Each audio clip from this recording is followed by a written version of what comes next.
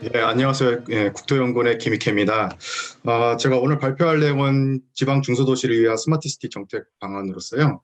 어쨌든 제가 지금 연구원에서 일하면서 느낀 점 그런 것들을 말씀드리도록 하겠습니다. 일단 뭐 스마트시티 정의부터 벌써 말씀을 드리려고 하는데 정의를 어떤 이런 정의다 뭐 그렇게 말씀드리려고 이게 정의를 말씀드린 게 아니라 보여드린 게 아니라 사실 스마트시티 정의가 너무나도 다양하다.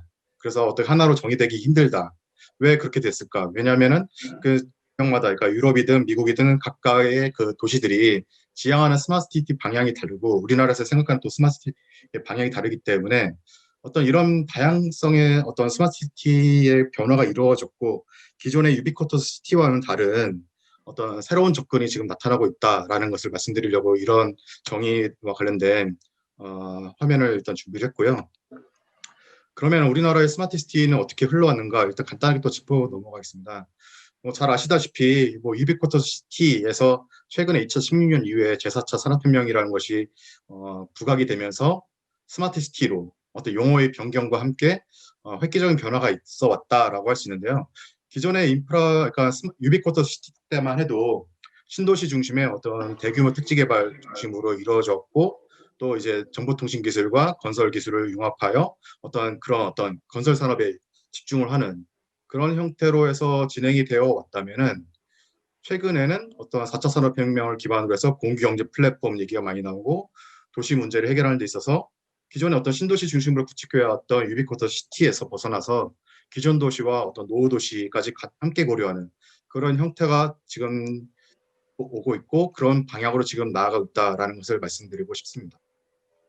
그래서 종합계획 흐름을 또 다시 살펴보면요. 일단 첫 번째 그림이 왼쪽 하단에 있는 첫 번째 그림은 이제 제1차 유비쿼터 도시 종합계획과 관련된 비전하고 어떤 추진 전략 같은 것이고요. 가운데 그림은 제2차 유비쿼터스 도시 종합계획 관련된 내용입니다. 그다음 마지막에 있는 것이 이제 스마트 도시, 그러니까 최근에 2019년에 발표된 제3차 스마트 도시 종합계획과 관련된 내용이고요. 1차와 2차는 뭐 신도시 중심으로 해서 첨단 정보도시를 구현한다, 첨단 청도도시를 구현한다 그런 것들이 핵심이었다면은 3차 종합계획에서는 뭐 혁신의 플랫폼 그리고 그러니까 추진 전략 1에서 보시면은 이제 성장 단계에 맞춘 맞춤형 모델, 도시 성장 단계별 맞춤형 모델을 제시하는 것이 핵심이 되겠습니다. 그러면서 이제 뭐 그러니까 좀 더 살펴보면 제3차 스마트 도시 종합계획에서 좀 더 자세히 살펴보면은 일단 추진 전략이 네 가지가 있는데 첫 번째는 이제 맞춤형 모델, 방금 말씀드렸듯이 시범 도시, 기존 도시, 노후 도시별로 이제 어떤 그 도시에 맞는 어떤 그 기술들을 반영해서 어떤 그 스마트 도시를 구체적으로 수립해 나가는 그런 형태가 되겠고요. 그다음 추진 전략 두 번째 이제 확산 기반 구축해가지고 통합 플랫폼이라든지 뭐 혁신성적 동력 R&D를 통해서 이제 국가 주도로 어떤 기본적인 기술을 개발을 한 다음에 이거를 다른 지역까지 확산시키는 위한 어떤 기반을 구축한다라는 것이 되겠습니다. 그다음 세 번째는 그것들을 통해서 이제 결과적으로 산업을 활성화시키고 스마트 시티 산업이라는 것을 발전시키면서 혁신 생태계를 조성해 나가자라는 것이 되겠습니다. 마지막으로 이제 우리나라에서 확신 어느 정도 되면은 그러니까 글로벌로 이제 해외 확산도 같이 하면서 수출도 노려볼 수 있는 그런 형태로 갈 수 있겠다라는 것이 이 네 가지 추진 전략의 핵심이 되겠고요. 오늘 그럼 말씀드릴 핵심적인 내용은 사실 첫 번째 추진 전략 1입니다. 그래서 그러니까 추진 전략 1이 도시 성장 단계별 접근이어서 신규 개발, 그러니까 기존의 유비쿼터스 시티처럼 신도시의 어떤 백지 상태의 지역에 어떤 개발을 추진하는 그런 형태가 되겠습니다. 그래서 그러니까 대표적인 사례가 국가 시범도시 잘 아시다시피 그러니까 세종하고 부산에서 진행 중인 국가 시범도시 정책이 있겠고요. 지금 형태로서는 이제 지금 계속 추진 중이고 어떤 눈에 보이는 어떠한 그런 과정이 보이진 않는데 뭐 향후에 보일 것으로 보이고 이제 내년쯤에 이제 퍼스트 타운이라는 거 뭐 일단 시작을 한다고 하는데 어쨌든 그렇습니다. 그러니까 국가 시범도시, 그러니까 신도시의 어떤 그 백지 상태에서 기존의 어떤 새로운 기술들을 접목시키는 그런 형태의 그 신규 개발 형태가 지금 국가 시범도시에서 되고 있는데 이건 아직 가시적인 거로 보이는 건 없고요. 그다음에 이제 기존 도시와 노후 도시와 관련돼서 추진하고 있는데 뭐 기존 도시 같은 경우에 국가 전략 안에 대해서 대구하고 시흥에서 데이터 허브 모델, 자 도시에서 수집되는 빅데이터를 어떻게 처리해서 이것을 어떤 기업이라든 시민과 공유하면서 스마트 시티의 어떤 그 산업을 활성화시킬 것인가 그런 어떤 연구를 진행 중에 있습니다. 이것도 어떤 지금 진행 중이고요. 노후 도시와 관련해서 스마트 시티형 도시재생 사업 추진 뭐 그래서 뭐 최근에 그나마 좀 눈에 보이는 성과들은 사실 기존 도시와 노후 도시에 적용되고 있는 스마트 챌린지 사업과 뭐 그리고 또 통합 플랫폼 사업 그런 것도 있습니다. 그래서 그 이 두 가지 사업들을 중심으로 지방 중소도시에서 어떻게 스마트 시티들이 흘러오고 있고 이것이 어떻게 또 안정적으로 지속 가능하게 진행되기 위해서 어떻게 진행되어야 되는가에 대해서 말씀드리도록 하겠습니다. 일단 뭐 스마트 시티에 관련된 기술들을 좀 살펴보면요, 뭐 상용 기술, 뭐 온라인 온디맨드 교통, 핀테크, 웨어러블, 뭐 가상 시뮬레이션, 뭐 그런 교통 초고정 밀 지도, 뭐 여러 가지 다양한 기술들이 있는데 자율주행도 있고요. 뭐 이것들을 보면 뭐 상용 단기 기술, 첨단 선도 기술, 미래 혁신 기술 이렇게 나눌 수 있는데, 그러니까 미래 혁신 기술 같은 경우는 사실 그 일단은 지금 테스트하는 상태고 이것들을 어떤 테스트하기 위해서는 어떤 새로운 신도시, 어떤 그런 인프라를 설치할 수 있는 그런 지역에 설치하는 것이 맞다고 보고 있고요. 그다음에 사용 단계 기술 같은 경우 이미 있는 기술들을 어떻게 이제 공유 플랫폼을 통해서 활용할 수 있는가, 뭐 그런 형태가 되겠습니다. 그래서 미래혁신 기술 같은 경우는 신도시에 적용할 수 있는 반면에 그거는 그 기존 도시나 노후 도시 같은 경우는 사용 단계 기술들을 융복합시켜서 잘 하면은 기존 도시나 노후 도시에 있는 도시 문제들을 새로운 인프라 구축 없이 어떤 기술적인 측면에서 어느 정도 문제를 완화시켜 나갈 수 있지 않을까라고 지금 보면서 이런 측면에서 이제 또 중앙정부 차원에서 또 지방정부들도 예산이 좀 뒷받침이 되는 지방정부들 같은 경우는 이제 같이 이런 그 다양한 시도들을 진행 중에 있습니다. 그래서 그 대표적인 지금 서비스, 그러니까 국가 주도의 어떤 사업들 중에 이제 지방 중소규모 도시와 연관되는 그런 사업들을 소개해 드릴 텐데요. 첫 번째가 이제 스마트 시티 통합 플랫폼입니다. 스마트 시티 통합 플랫폼은 사실 그 뭐냐 CCTV 관제센터라고 일종의 보시면 되는데 사실 그 원래는 의도가 그게 아니었는데 어떤 다양한 도시 데이터를 수집하고 그것들을 어떤 관리하는 그런 차원이었는데 현실적으로는 지금 교통이나 방범에서 사용되고 있는 CCTV 영상들을 공유하고 이것들을 이제 그 112라든지 119와 같은 어떤 긴급 상황에서 공유하면서 재난과 안전과 관련해서 어떤 것들을 다룰 수 있는 형태로 하기 위해서 이제 CCTV를 공유하자라는 차원에서 구축되고 있는 어떤 소프트웨어 같은 것입니다. 네. 그래서 현재로서는 CCTV 영상을 어떻게 통합적으로 관리하는 그런 형태가 되겠고요. 뭐 이제 거기서 좀 더 나아가서 진짜로 데이터를, 그러니까 도시 데이터를 수집할 수 있는 그런 형태로 나가려고 고도화 지금 연구를 진행 중인 걸로 알고 있습니다. 지금 그런데 이제 보시다시피 오른쪽의 시도를 보시면은 이 통합 플랫폼이 뭐 예전에 사실 신도시 위주로 일단 구축이 됐습니다. 근데 최근에는 이제 지방 도시까지 확산을 시키자 하면서 상당히 지방 시군구 그리고 제가 그 초록에도 넣긴 했는데 상당히 인구 규모가 적은 인구 10만 이하의 도시까지 그러니까 선정이 돼서 이제 보급될 계획인데요. 뭐 일단은 그렇게 되면서 이제 진행되고 있다는 거. 거기에 대해서 어떤 자세한 내용은 뒤쪽에서 설명을 드리도록 하겠습니다.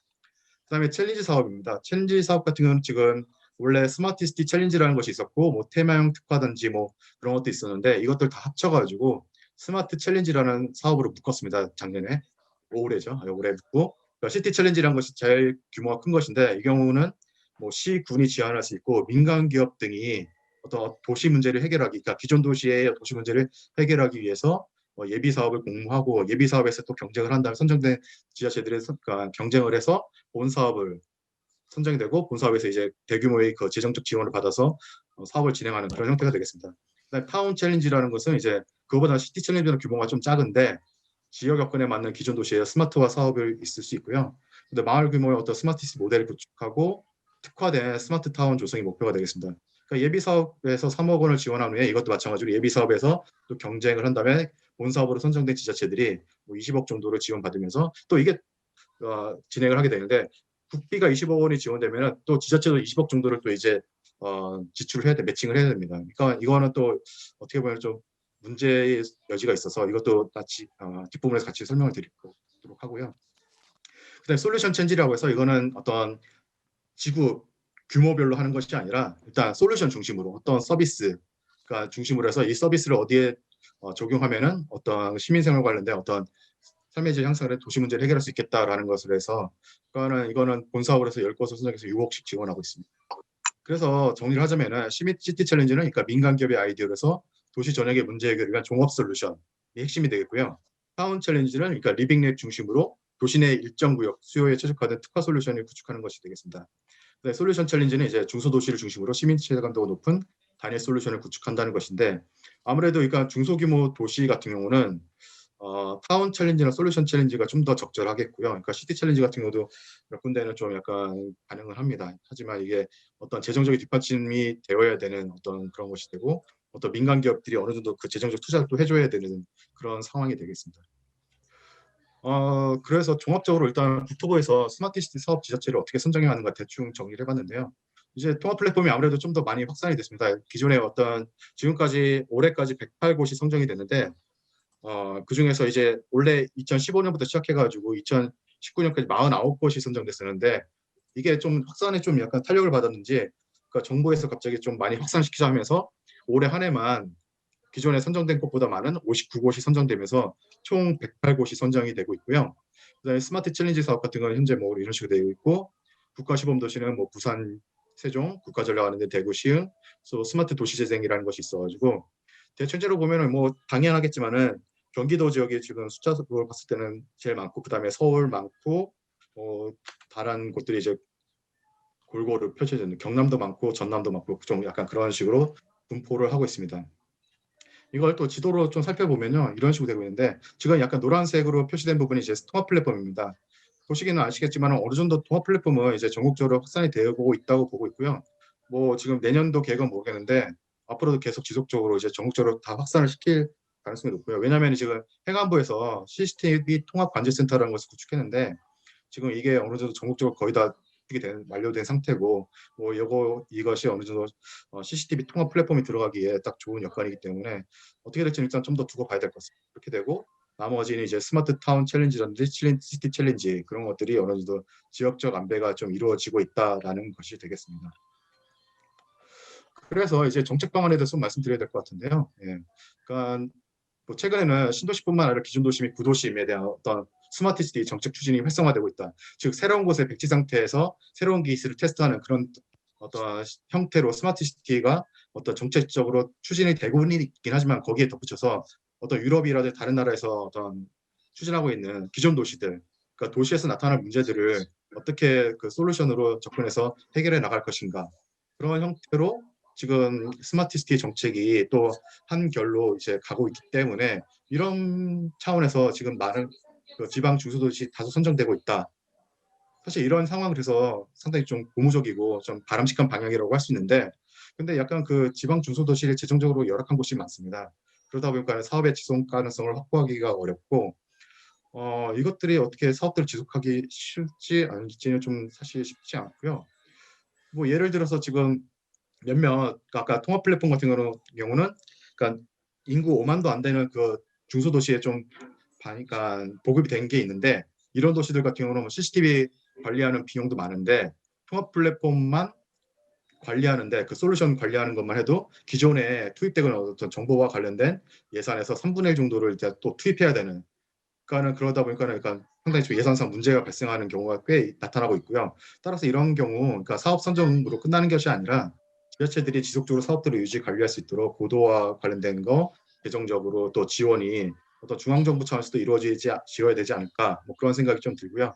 또 덧붙여서 사실 가장 그 이상적이고 바람직한 방향은 단순히 스마트 사업들이 정부 정책 주도로 해서 그러니까 이루어지는 게 아니라 또 사업과 그러니까 민간 기업들이 진짜 그 민간 기업의 사업에 통해서 지역 혁신 생태계를 활성화하면서 그 산업적인 측면에서 그러니까 진짜 수익이 발생하거나 아니면 편익을 좀 발생시켜서 증대시켜서 이게 어떤 재정적으로 그러니까 그 기여를 하는 지자체나 그런 데서 기여를 하고 진짜 지속 가능하게 솔루션이 반영이 될 수 있는 그런 형태의 사업들이 발굴되면서 그 스마트 시티 정책이 같이 가져가야 되지 않을까라는 생각이 들고요. 그래서 사실 챌린지 사업이 그런 면에서는 가장 그 대표적인 사례라고 할 수 있는데 뭐 지금은 어느 정도 가시적인 성과가 좀 보이긴 하지만은 지금 안정화된 단계라고는 할 수 없고 향후에 좀 더 발전되면서 뭐 어떤 중앙정부 차원에서도 어떤 그런 식으로 좀 가이드를 가져가면서 좀 더 민간 기업들이 좀 더 참여하면서 발전해 나갈 수 있는 그런 형태로 가면 좋을 것 같다라는 생각이 들면서 이런 식으로 정책 방안을 정리하도록 하겠습니다. 예, 이렇게 발표를 그럼 마치도록 하겠습니다. 감사합니다. 예. 예, 김익희 박사님 발표 감사합니다. 청중들 질문 한 분 정도 받도록 하죠. 저 화면 공유 김익희 박사님 풀어주시면 좋을 것 같고요. 질문 있으십니까? 예, 유현택 교수님. 음소거 제거하고 말씀해 주십시오. 네. 그 발표 잘 들었습니다. 그 도시 성장 그 단계별 맞춤형 모델 이야기해 주셨는데, 혁신 생태계도 이야기해 주시고, 그 보니까 이제 시범 도시, 그 다음에 기존 도시, 노후 도시, 그런 식으로 도시 성장 단계별로 정책을 수립하고 사업을 시행한다고 말씀해 주셨는데, 제가 궁금한 거는 이제 기존 도시와 노후 도시를 이제 구분하는 어떤 특별한 기준이 있는 건지, 여기서 말하는 노후 도시가 구도심만을 의미하는 건지, 그게 첫 번째 궁금했고요. 두 번째는 이 스마트 시티 정책 그 수립 과정과 그 다음에 그 사업 시행 과정에 있어서 이 주민 참여형 그 거버넌스 구축에 대한 건 어느 정도 초점을 맞추고 있는지 그게 궁금합니다. 이 두 가지에 대해서 여쭤봅니다.